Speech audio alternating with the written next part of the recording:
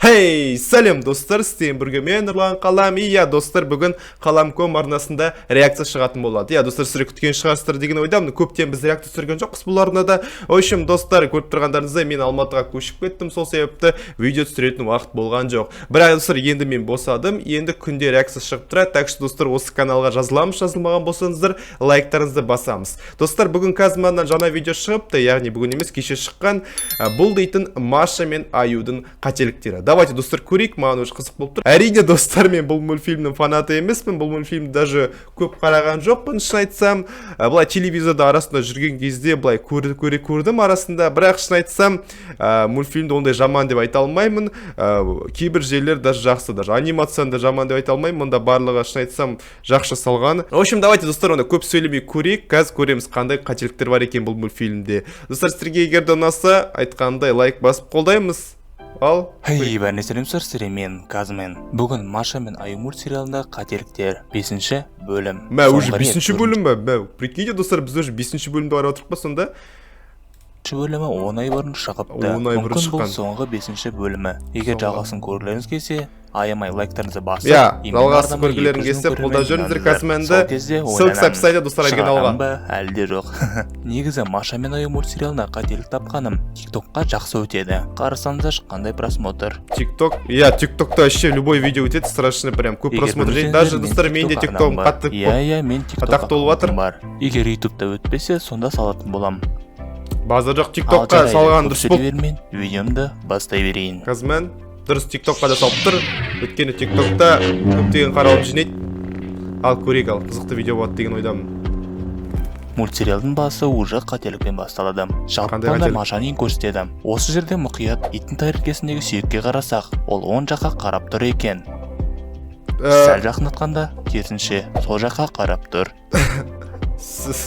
Маша үйіне шыққанда қайтадан оң жаққа қарай қалады. Біз не байқамай қалады деп ойладың ба? Жоқ.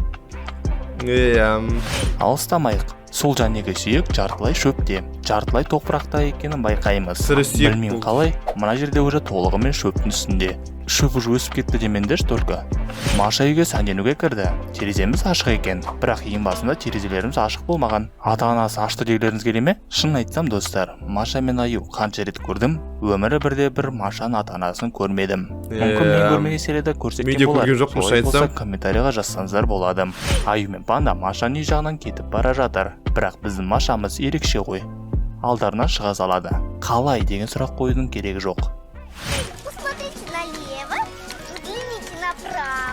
Келесі қателік әдейі ма, әлде байқамай ма екенін білмеймін. Бірақ посмотрите направо дегенде сол жаққа көрсетеді, посмотрите налево дегенде оң жақты көрсетеді. Көрермендер көзқарасымен дұрыс, бірақ олардың көзқарасымен Маша мен Панда тып-тыныш төлде отырады. Аю болса стөлге тек самаурын қояды. Қайталап айтамын, тек самаурын ғана. Білмеймін қайдан, біраз уақыттан қарасақ, самаурымыз ғана емес, және кружкелер де болыпты. Оны біз неге көрмедік?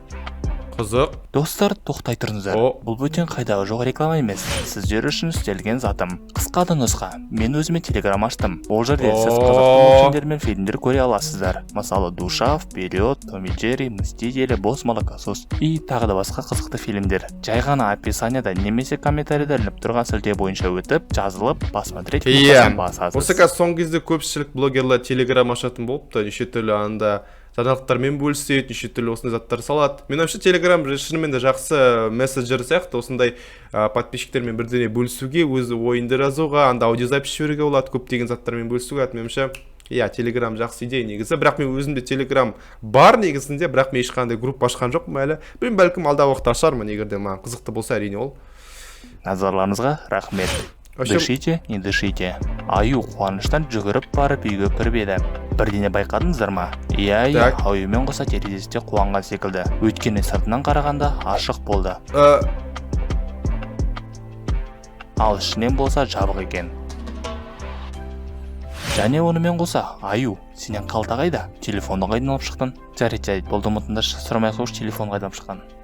Жабылды тема. Аю үйге кірген кезде есік жабық болды деп ойлап едім. Бірақ қателеспін. Бүкіл уақыт бойы ашық болған секілді. Оны көрмегеніміз өкінішті әрине.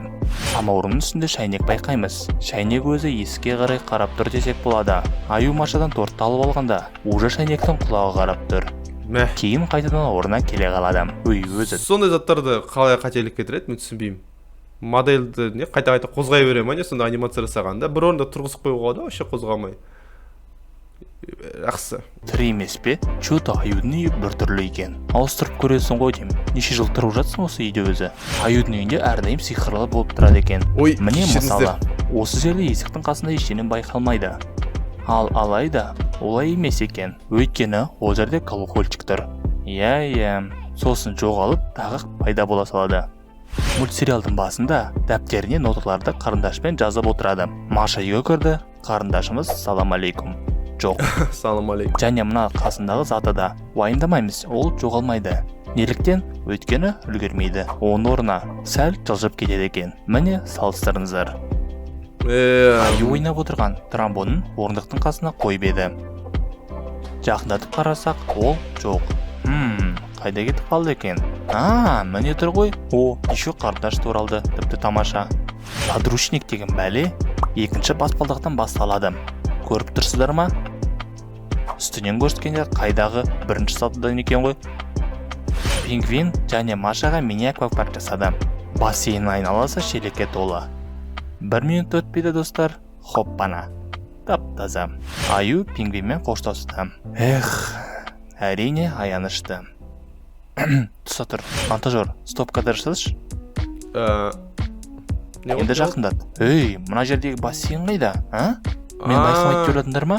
Қазір мен не болды сонша тіреліп бассейн болды да? Сендерге айтарым. Жәнегі бассейн жаңа ғана болды. Сосын осы қателіктен кейін пайда болады. Көздеріңіз жетті деген ойдамын. Такс, бас киімді сөмкеден шығарадым. Жарайды. Онды стөлдің астынан алып шығарадым. Ол ештеңе етпес. Мен әлі шыдап отырмын. Шыдамдылық, қазмен шыдамдылық. Не? Сөмкеден қалай алып шығардың? Алло. Қытайдан осыны әкелдім деген келе ме? Еще тағы Машаға әдейі арнайы киім әкелдім демеш? Сендер әдейі істеп отырсыңдар ма? Қайдан? Қалай білдің, айтшы маған. Достар, панда қайда отырғанын қарайықшы. Дұрыс шетінде. Жақынан көрсеткенде артқы фоны дәл солай, бірақ стөлдің бұрышы жоқ. Тағы да мына тұрған орындықта жоқ екен. Қызық екен. Блин, осыны көрсем көзім ашиды. Бұл қателік емес, бірақ мына фарш жасайтын құралмен бұрындары жұмыс істегенде ұнатпайтынмын. Еще бітеліп істемей қалған кездерін айтсайшы. Мұнда ровно ішінде дым қалмаған, айналдыратын ішінде қарындаш, ішінде ештеңе жоқ кәдімгідей.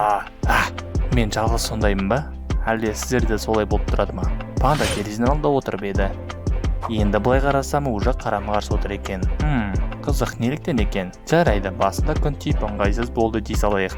Стөлді мына жағы неге оны емес? Егер қателеспесем, онды сонда төгіп бастап едім деді. Маша, как всегда, улап-шулап үйге келеді. Мына жерде панданың алдын аласын қарайық. Жаттадыңыздар ма? Енді мына қызықты тамашалайық.